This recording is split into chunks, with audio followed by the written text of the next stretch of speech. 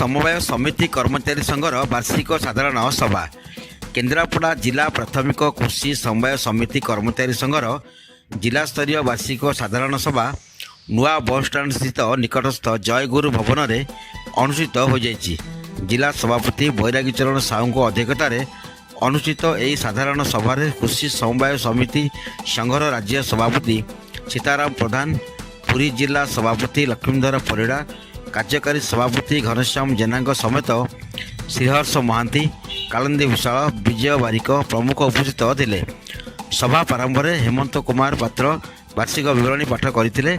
ଦୀର୍ଘ ଦିନ ଧରି କୃଷି ସମବାୟ ସମିତି କର୍ମଚାରୀମାନଙ୍କୁ ଆନ୍ଦୋଳନ ହେତୁ କାର୍ଯ୍ୟାଳୟ ସବୁ ବନ୍ଦ ଥିବାବେଳେ ରାଜ୍ୟ ସରକାର ଏପର୍ଯ୍ୟନ୍ତ କୌଣସି କାର୍ଯ୍ୟାନୁଷ୍ଠାନ ଗ୍ରହଣ କରିନାହାନ୍ତି।